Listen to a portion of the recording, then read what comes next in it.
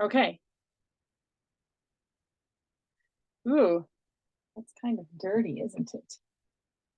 It looks super blurry on everything. Hold on, we're just going to wipe this down just a little bit to see if that'll help.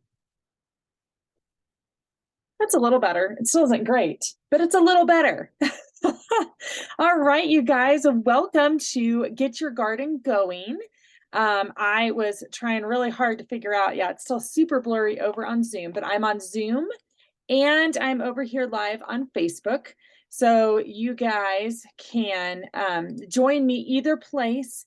Over on Zoom, I'm going to be doing the screen sharing so that I can show you guys some information here. Let me see if maybe I can try and do that on Facebook really quick. I tried just a second ago and it seemed that it did not like to share. Hey, Mar. Hey, cousin. So I'm trying to see if I can share over here on Facebook as well. I'm just thinking it's not going to let me do it. So I'm just going to start covering information. I will post all of my slides that I'm going to share over on Zoom in this feed, in this class feed, so that everybody can see the information after I've taught. So we're just going to jump in and we're going to get started. And one of the things that I actually wanted to start with right away is talking about, I just wanted to read a scripture really quick, and then I'll start sharing my screen. Because I just think I just love plants and I love gardening. By the way, I'm Becca Maria. I'm sorry I didn't introduce myself for those people who don't know who I am. And I have a passion mainly to help homeschooling moms and homesteading moms to live their fullest life. That is really my heart's desire. And part of that involves gardening and growing things. And I just love to watch things grow. I love having baby animals. So this is kind of all part of that. But I wanted to start out with some scripture because when we start to think about gardening in just general, broadly, farmers, people that grow things, it is kind of cool when you go back to Genesis 1, you see where God ordained it and created it and set it all up in the very beginning. Even before we were created, he set it up for us. So that's why I wanted to start with that. So let me flip over here. Genesis 1:11 through 19. And it says, and God said, let the earth sprout vegetation, plants yielding seed, and fruit trees bearing fruit, in which is their seed, each according to its kind on the earth. And it was so. The earth brought forth vegetation, plants yielding seed according to their own kinds, and trees bearing fruit, in which is their seed according to its kind. And God saw that it was good. And there was evening and there was morning the third day. The other thing we're going to talk about a little bit later is how God said, let there be lights in the expanse of the heavens to separate the day from the night, and let them be for signs and for seasons and for days and years. And I wanted to point that out because a lot of times, a lot of us focus on the sun being kind of what dictates our day and our nights and things like that. But it's actually the moon. God set it up that things went according to the moon, that women cycle according to the moon. Every 28 days, we cycle. And so the same is true with plants and how plants, when is the best time to plant them? It's actually according to the phases of the moon, which just blows my mind whenever I read that scripture passage again, going, this is how he set it up, you guys. How cool is this? So I am going to start sharing my screen over on Zoom, and we are going to jump into the rest of this information. Let's see if I can communicate. So here we go. Over on Zoom, we are sharing. And so the first slide, I'm just welcoming you guys. Okay, so welcome to my class. I'm so glad that you've come.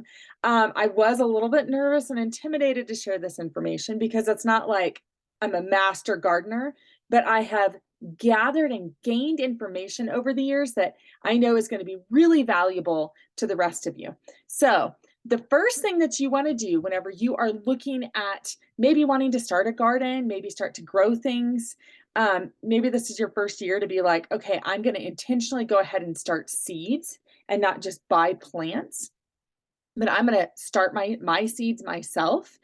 The first thing that you want to do is you want to look at your hardiness zone. You want to find your hardiness zone.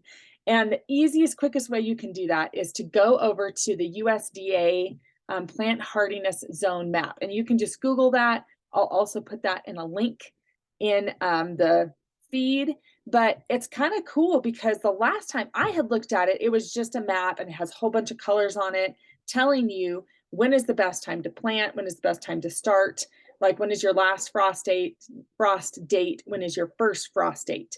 You want to know those things so that when you go to plant, you don't plant your stuff and then suddenly get a hard frost and all your plants die. That's why you want to know this. That's why this is important to know. But what's super cool now is they've made this map interactive. So you can go on and actually click, it zooms in and you can click in and find all the information that you ever wanted to know about last frost dates, first frost dates, the average, what was the latest, what was the soonest, all those things. For those of us that live up here in close to 9,000 feet, we literally only have like a 3-month growing period, June, July, August. Unless you have a greenhouse, and then you can kind of extend it a little bit on either end, but it's definitely a little bit harder for us.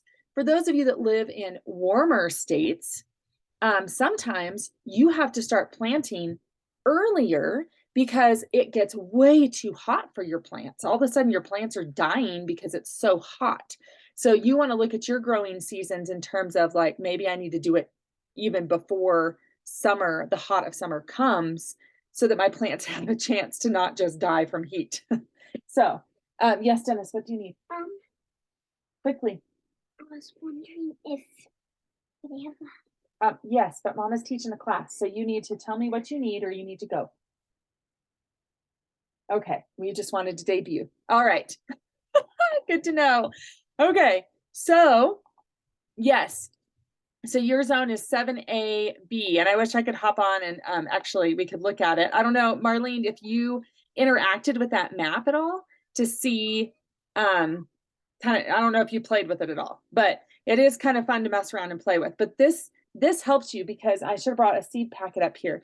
If you flip your seed packets over, it will tell you when to start your seeds, like for what zone, when you should start your seeds, when you should like start them indoors or if you should start them outdoors. And then also it should tell you the duration, like when will they be ready to harvest as well.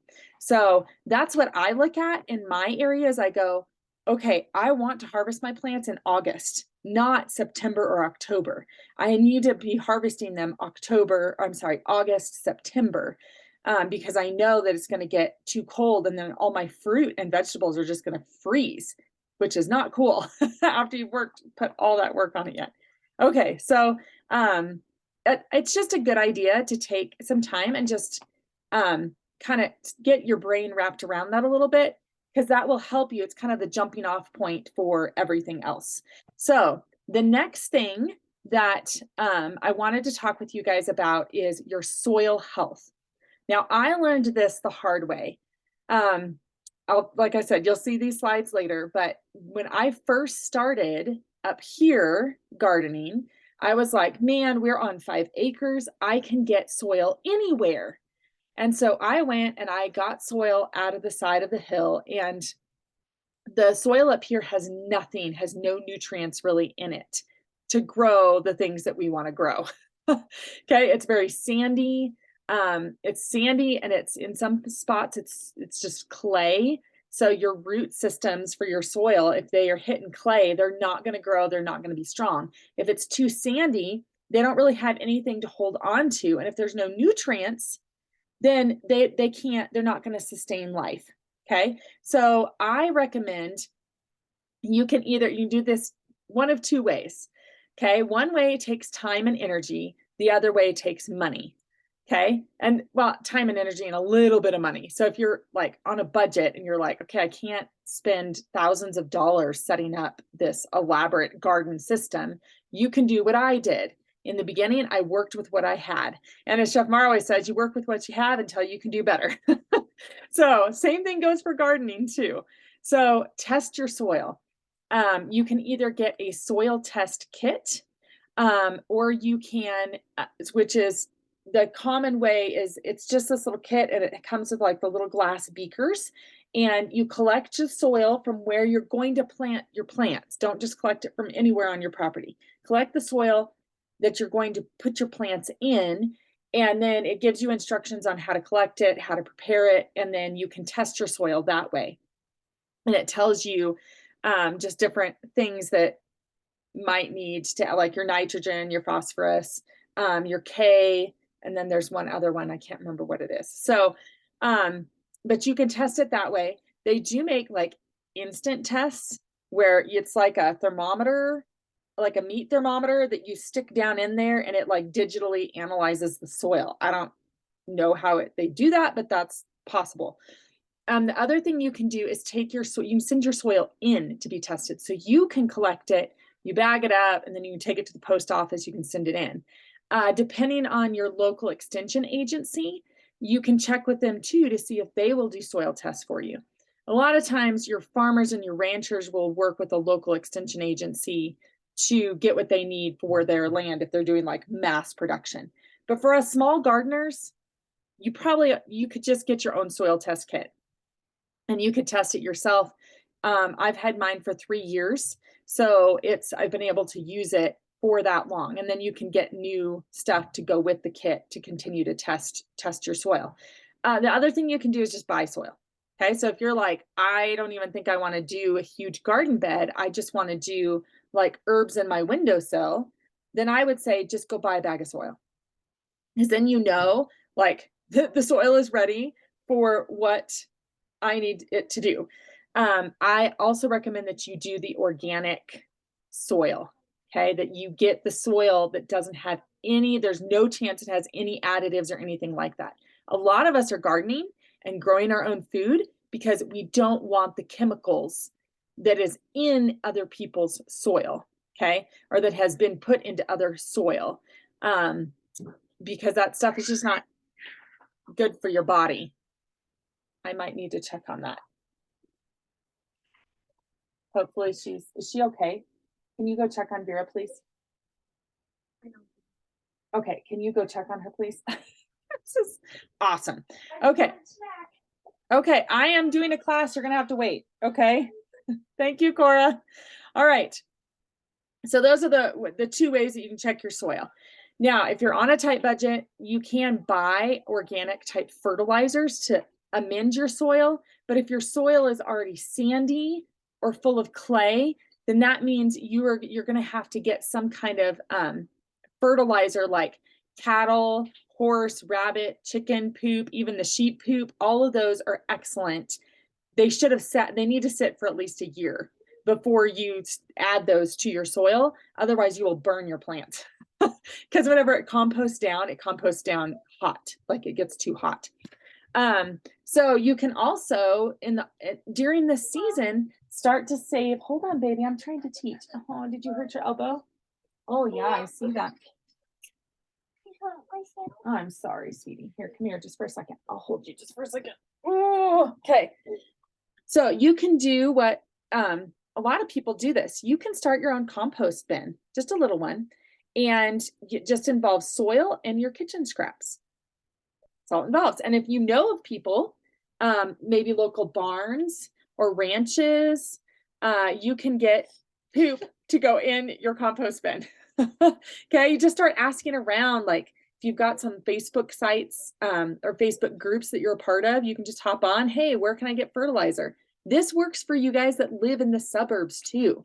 There are horse barns in your area that you might be able to go over with your 5-gallon buckets and go, hey, can I have some horse poop?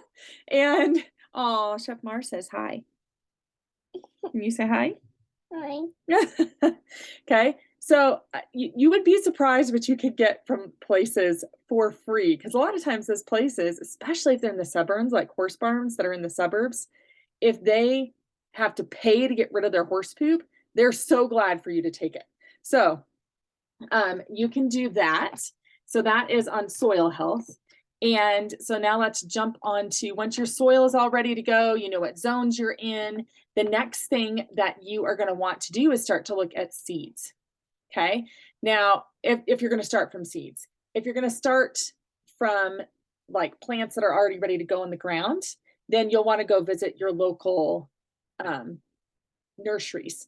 And I recommend, I mean, you could go to your chain stores and buy plants from them, but I like to support my local nurseries that have, these people have grown their stuff from seed on their own and they're selling it. And a lot of times you're going to find that they've done it organically anyway. So then you know that the plants you're getting are going to be able to produce for you the fruits and vegetables that you really want. But if you want to start from seed yourself, no, we're not doing that this morning. If you want to start your seeds yourself, you can look at different places like Baker Creek, High Mowing, Gurney's, Johnny's, I think is another one. And there's another one that I can't think of that I've absolutely loved their seeds. They've been great. If you get heirloom seeds, now this is a whole other topic. If you get heirloom seeds, those are seeds that you can collect from the plant after they've blossomed and seeded out. And then you can actually save those seeds and you can plant them again next year.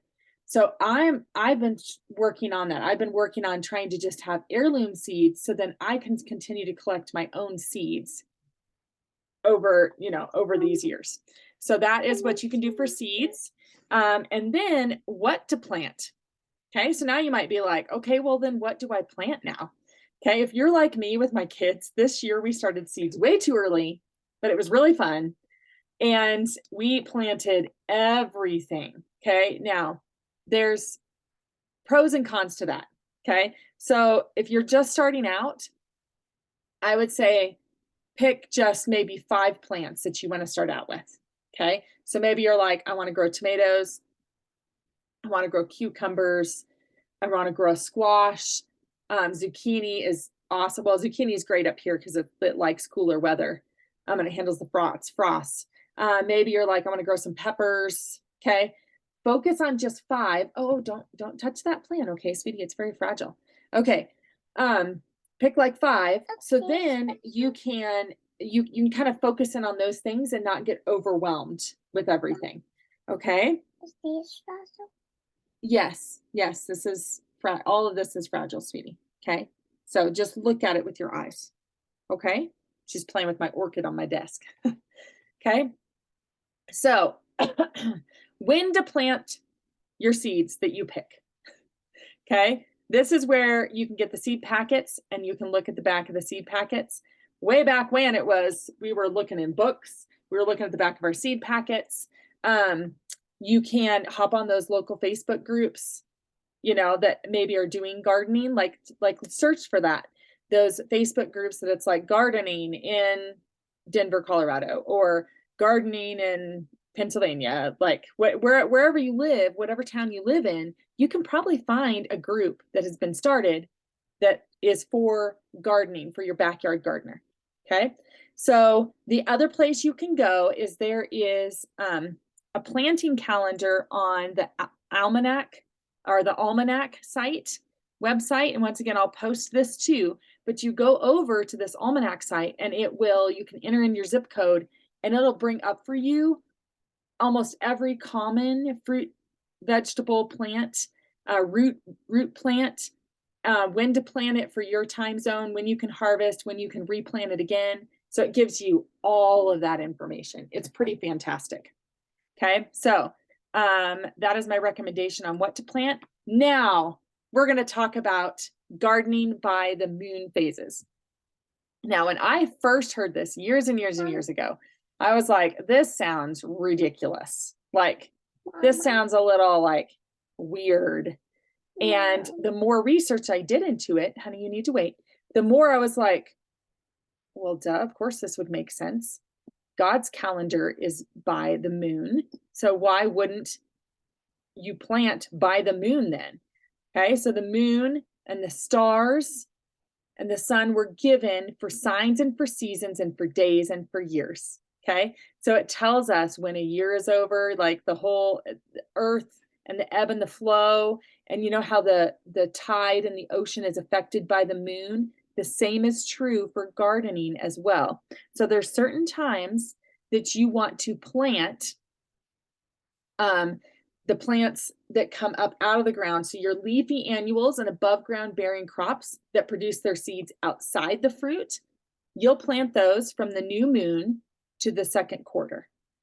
Okay. Second quarter moon, you want plants above ground annuals with internal seeds. Okay. So like peppers, pumpkins, tomatoes. For the new moon, it's like your lettuce, celery, and cauliflower. For the full moon, you want to plant root crops, perennials, and bulbs. And so that would be like your carrots, your beets, tulips, okay, potatoes. The fourth quarter moon, you'll take a break from planting and you can focus on other things, okay? So I just think this was so fascinating. So we actually tried it. My kids and I experimented and we tried it and we planted seeds at the new moon, ones that are leafy annuals. They sprouted so fast, so fast. So you'll want to get your calendar. And as you start to compile all these things, you can just print a calendar off of your Google Calendar or whatever for those several months. And you can start to mark, okay, when is the new moon? When is the full moon? When can I start to grow my tomatoes and my peppers? And start to actually put that in your calendar. So then you're all ready to go. You've got it all written down. So then you know, now I need to get my soil. Now I need to get my pots ready. So then as soon as you start planting, you know when to plant, how to plant, and what you're going to plant. Okay, so don't play with that, sweet girl. Now that you have planted your seeds, right? Let's pretend like we've planted our seeds and we are ready to go. Now let's talk about tackling the outdoors when we're outdoors and we're actually in the garden. Okay, I'm going to give you several recipes now that involve essential oils that you can use for when you're outside or for taking care of your plants or for deterring like deer and pets from being in your garden. Okay, so like I said, I'm going to post all of these. So there is an outdoor spray that you can make that combines thieves, lemon, rosemary, and citronella. And that is great for spraying on yourself while you're out in the garden, starting to get your soil ready. Okay, and maybe the bugs are starting to come out. So that is a recipe that you can try. Pets in your garden. Okay, there is actually a recipe that you can use that will deter your pets from getting into your garden, because there's just something about sometimes pets just love to get in there and dig and root around in there and find things that maybe they want to eat. So this one involves you can use like black pepper or rosemary because they don't really like those a whole lot. And you will add that to a pan of warm water and then put strips of old cloth or washcloths in there. And then you just let them, you put them, you can dry them, and then you take the strips and you put them around the stalks of your plants to keep the animals away. Okay, so that is one way. And all these ways, I mean, sure, you could get toxic sprays and spray your plants down and spray, you know, for us that live up here in the mountains, deer urine on your plants to keep the deer away. Like, ugh, that just sounds gross. Okay. So that is why I recommend grabbing yourself some of these essential oils and actually using them in your garden. Okay, they're plant-based, which means you're putting them on your plants, which are plant-based. And so they will be healthy for you to eat then, and you won't have to wash them as much if you made some kind of weird concoction, which you can do, but this is very effective.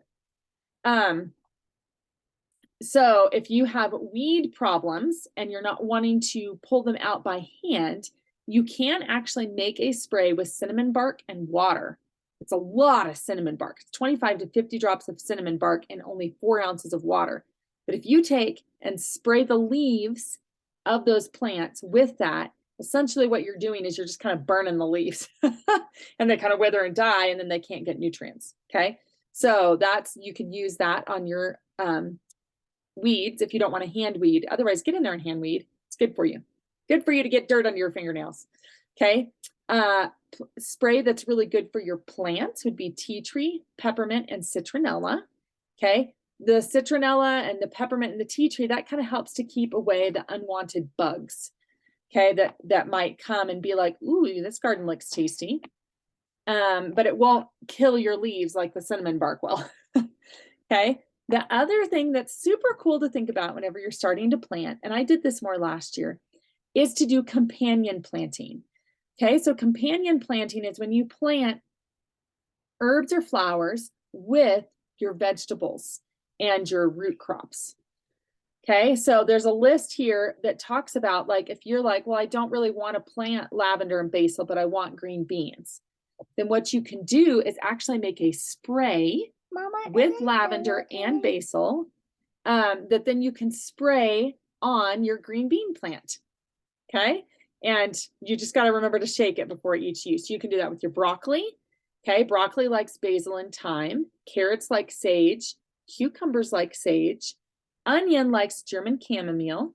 Potatoes like basil and sage. Tomatoes like basil.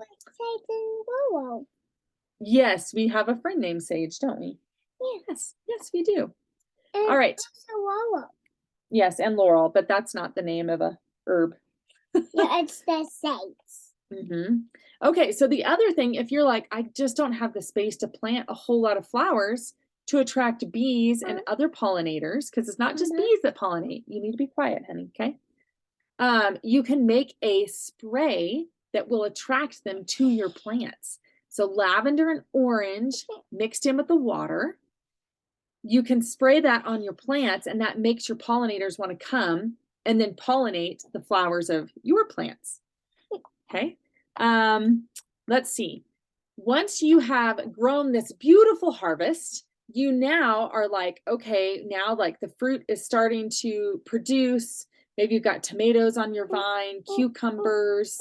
I'm trying to think of what else. Maybe you have grapevines growing grapes or something. We haven't done that yet, but we might. Maybe you have strawberries, green beans, cabbage. I'm trying to think, broccoli, things that attract moths and different bugs and grasshoppers. Okay. So you're like, your stuff is growing and now you've got bugs all over it. What are you going to do? Okay. You could grab a pesticide and spray it down, a toxic pesticide, but it's not great for you and it's not great for your family. Okay. It's not great for your pets. It's not great even for the wildlife that's around. Guys, this is the other reason I'm talking about this is that the rabbits and the deer and the other animals, the wild animals that are around, they don't respond well to those pesticides either. Okay. So you can make a spray with basil, peppermint, lavender, clove, and eucalyptus radiata. Okay. And you can start to spray that on your fruit to help keep the bugs away. All right. That's for your harvest. Now let's talk about canning season, which seems so far away to me.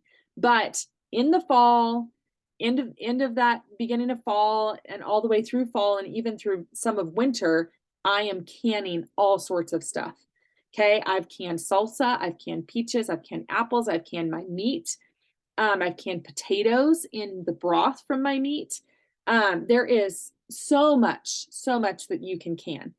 Okay. And so this is a great way to preserve the harvest that you have worked so hard to supply for you and your family.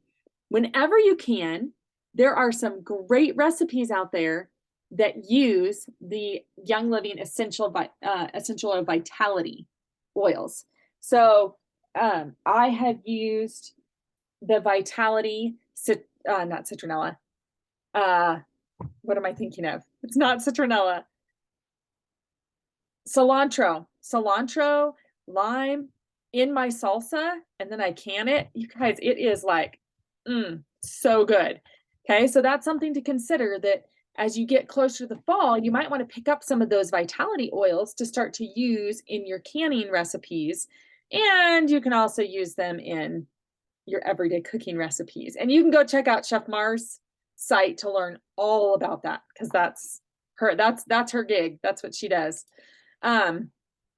So let's talk about, oh, awesome. We really need Chef Mar to tell us how the essential oils on her plants for her bugs worked. Yes, vitality oils. Yep. Yes, and peaches from last year. Oh, we just opened a jar of peaches from last year as well, and it was wonderful. I actually added honey. I do a honey mixture in my can. This could be a totally other class too. So if some of you are like, wow, I want to know more about canning, I could teach a whole class about canning as well. So I won't delve into that. The other thing that happens sometimes when we are gardening is that our backs get sore, our hands get tired, like your shoulders, your arms, you're out there, you're working hard, trying to get your garden to grow.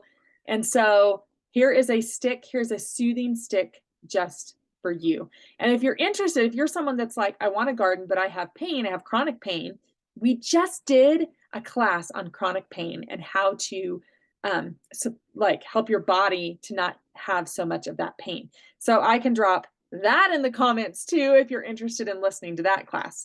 Otherwise, you can grab this soothing stick of lavender purification, peppermint, and then the carrier oil of choice. So that is pretty much it in terms of gardening. Guys, I wanted to keep this as short as possible because I know a lot of us don't have a lot of time, but all this information that I've just given to you, go back and rewatch this video, start to make your plan. It's Saturday, you guys. This is a great time for you to get out your garden plan.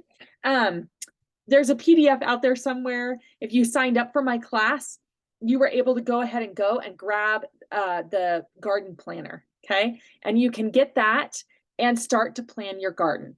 As you're planning your garden, go ahead and rewatch the video again and maybe start to make a list of some of those essential oils that maybe you want to try in your garden to help keep pests away or to help the pain that you might be experiencing as you start to garden more. And then what I want you to do is come back to me, and I want you to think about how you can get the best deal on these essential oils. Because if you know anything, you know this is like essential oils are everywhere now. And it's really important for you to get the best high quality essential oils, because some of the oils out there are mixed with fillers and carrier oils, and some of the fillers that are even mixed with them are not good for you or your plants either. So you want to make sure, and some of those plants that they've extracted the oil from have been sprayed with pesticides. So if you're working really hard to have a pesticide free, chemical free, organic garden, why are you going to buy essential oils that you don't know for sure if that plant material has been sprayed with pesticide or not? Please don't do that. Please get the best, okay? And the way that you can get the best is by coming and talking to me. If you know Chef Mar, you can go and talk to her, okay? And you can get the best deal. And the reason why you should get the best deal from Young Living is because they actually, let me flip to this slide here, is because they have what's called the seed to seal process. So from the beginning to the end, they hand weed their fields. They don't spray them with pesticides or chemicals to produce the best plant possible. I mean, this goes right along with our class. They take care of their plants and fruit and vegetables the way that you want to take care of your plants, fruits, and vegetables. Okay, so that is why I recommend you go with them. I have got a bundle for you that I'm going to post as well in the comments, that if you're like, I don't even know where to start with essential oils, just tell me what to get so I can start to use these in my gardening. I've got it for you. Okay. So that is it. Thank you guys so much for coming. I know that I'm fixing to be done over here on Zoom. They're going to cut me off because they only have 30 minutes. But I also know that I wanted to get this out for you guys. Oh, thanks, Donna. Thanks, Mar. Wanted to get this information out for you guys because I know how important it is this time of year for us to start to be thinking forward and thinking about this. So once again, if you have any questions, please contact me. Jackie, yes, Jackie, watch the replay. And I mean, You live 5 minutes from me, so we could always sit down and have a conversation over a cup of coffee next month. This month is super busy. So that is it. And you guys know how to get a hold of me. Facebook. I'm over on Instagram. I'm on YouTube. You can text me, you can call me, check out my website, and I'm going to get these pictures posted for you guys. So that is it. I hope you guys have a wonderful day. Seriously, thank you so much for hopping on and watching with me and just sharing my love of gardening. So we will talk to you all later. Mom, Yes. can you go over? Can we